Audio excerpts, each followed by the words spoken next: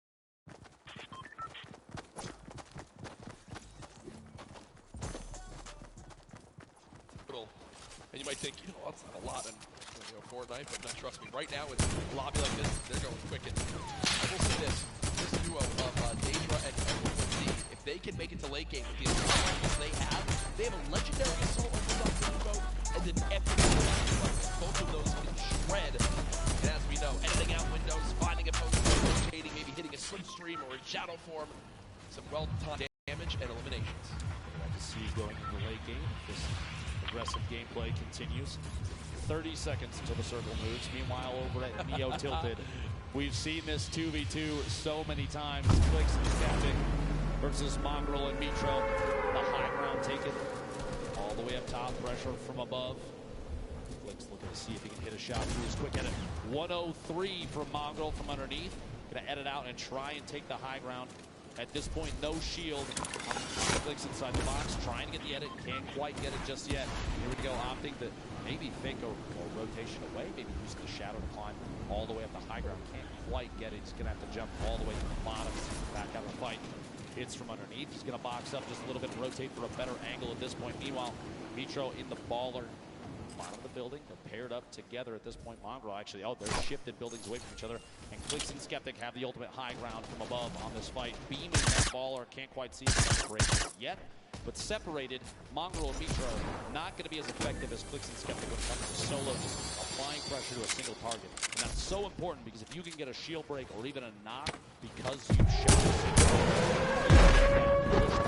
push yourself.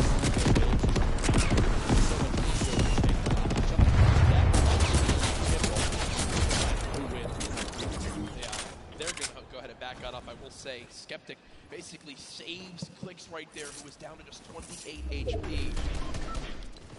Skeptic, if they get there in time, they get the minis popped as well. Landjock and Punisher, who had some early exits in some games. At the beginning of today, looking to see if they can end on a high note right now.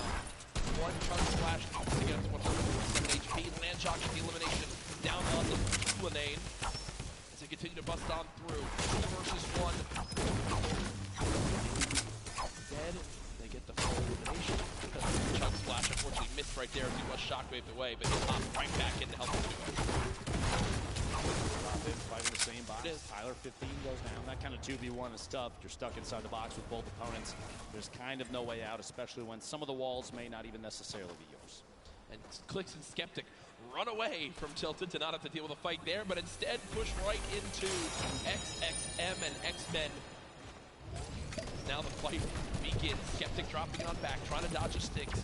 Clicks taking a ton of damage right there as well. And did they just get an elimination? The player was knocked. The player was knocked, and the elimination was actually finished by the airstrike coming on through. Clicks does get knocked by the stink. We hopped away from that at an unfortunate time, but we do get an update there as Skeptic now at 150 HP eats the stink grenade to the face again, and with only 2 builds left, Clicks now knocked, and nades flying on in.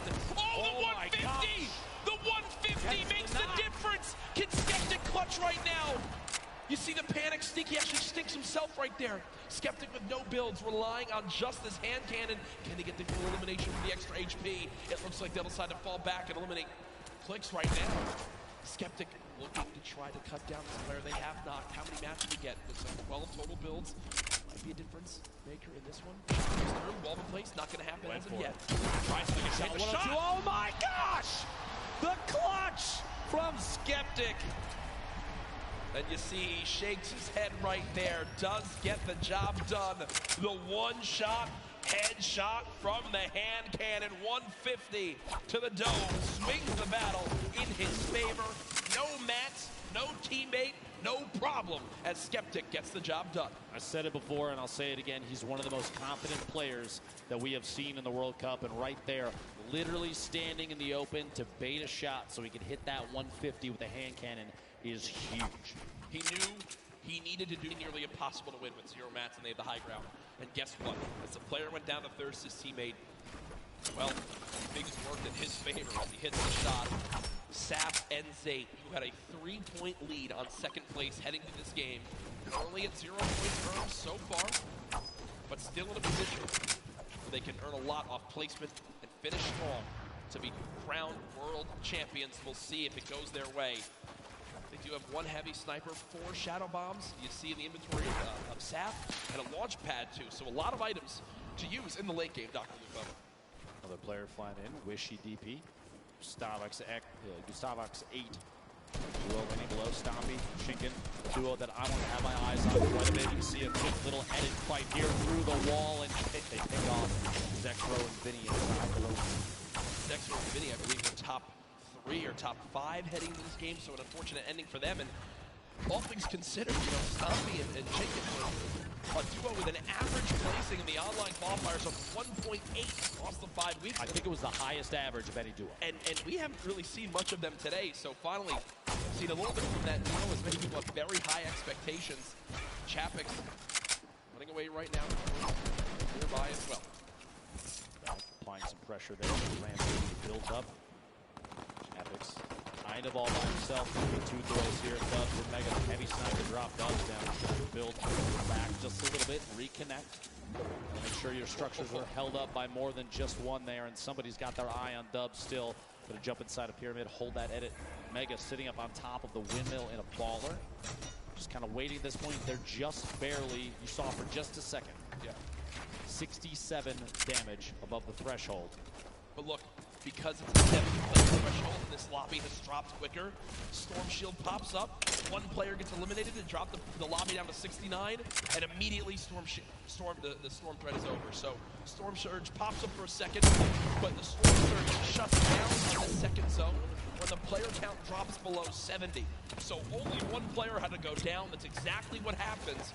So the players below the damage threshold right there do just escape for the moment, as the threat is gone for right now. The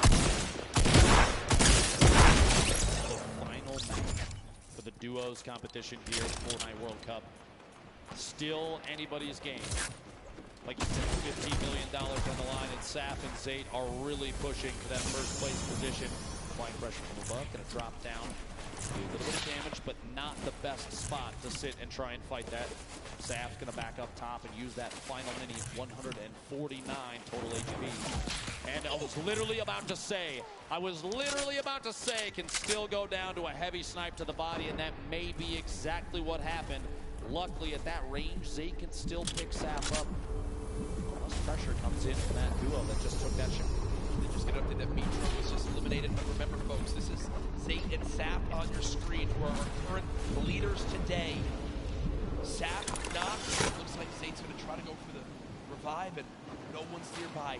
Talk about a perfect scenario for them to be able to get a revive in. That could have spelled disaster. But up off the ground goes Saf, and they can breathe a sigh of relief as they're both back in play. Looks like the players that took the shot sitting at that modern building at Loot Lake, the north side there, still inside the safe zone. Meanwhile, the spread of all these players starting to tighten up just a little bit. Mongrel, one of the most popular EU players, all on his own right now. Mongrel, Mitro 10 points behind first, 2 points behind fifth overall going into this match. They are so close to the top of the leaderboard, Jack. Saf and Zate, by the way. Keep watching exactly where the players stack up. Mongrel, all the pressure on him. There's one thing you can see, legendary rocket launcher. The way Mongrel makes the most incredible performance of his entire life is if he can somehow get high ground late game and use the max ammo rocket launcher. Just fire down shots and get multiple eliminations. There's an 86 tag right away with that legendary infantry rifle. Sees the build. Just to take any shot he can, any damage he can deal. With eliminations, even just one or two, maybe Peace is lucky, and Rush flying in. Right side here, just a second. Meanwhile, Aqua and Nyrox, the back-to-back winners, looking to pick up their third duo victory royale. Intercepted, catches an opponent inside the same box. The duo looks to follow through, take the wall, the shots through, and the back-to-back Elin may happen. Still applying pressure, and there it is. And you see the excitement right there. Every point they get is an opportunity to make this comeback happen and a potential win for the European region. I just saw Chinken go down in the elimination feed. They've got chunk splashes galore. They'll get back up to full health, and still scrappy game right now for Zate and Saf. 0 points on the board, and they are nowhere. Minute remaining before the next storm. They're going to have to position themselves to move.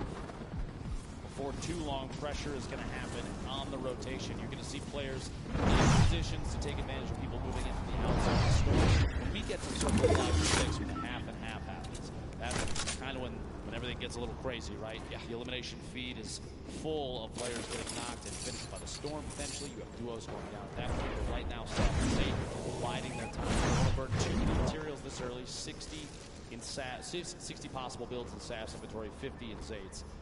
Don't have to move just yet. Reminder for everyone watching at home, this is our final game of the day. At the end of this, the score will be tallied, and we will crown our first ever Fortnite World Cup champions, or Fortnite World Champions, live from the Arthur Ashe Tennis Stadium here in New York City. Stay involved in the conversation. Use that hashtag Fortnite World Cup before, well, everything goes insane in these next few moments.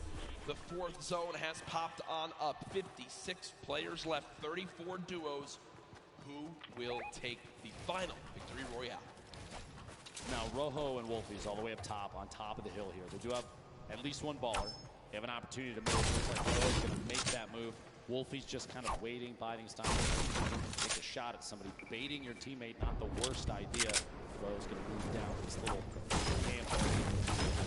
Farm up materials, like we've said before, we'll say it again. You always see late games where it comes down to potentially who does and doesn't have remaining. Getting those couple materials can be key. Wolfies, you heard the snipe shot there. Looks like nobody got connected with it. Waiting above 107 builds in that inventory. Mega and Dubs down underneath. Literally right next door. Bell, Mongrel, across the street, 4ZR and nowhere. Saf and Zate. So many players bunched up in the same structures right now. This might be the time for players like Mega and Dubs to take shots through. That's why they're editing the windows. They're looking for players rotating or even getting pressured from others that may be around them to shoot it on the same surfaces, see if they can pick up those leaders. Remember, Dubs and Mega currently top 5 in this tournament. Still looking to be able to break on through, to make some noise. The battle for first continues. The top 5 duos still all in play. Storm Surge did just pop up, but it's only for the top 50 players right now. So 2 more players need to drop, and Storm Surge will be over. Just a quick note, I saw in the feed a moment ago, Nyrox, one of the back-to-back duo winners, picked up an elimination on Skeptic in the feed. Dude, this is so close. Tough day for them, but yes, 31 duos. More than half of the lobby needs to go down before we even get to placement points. Nyrox and Aqua are sitting 4 total right now. They're on the high ground. They've got 5 shadow bombs, near max materials, 4 shockwave grenades, already 4 limbs. Ben, they could somehow do this. They actually are in an incredible position to win another game, and there they just eliminated Ronaldo. The 5th elimination for Nyrox.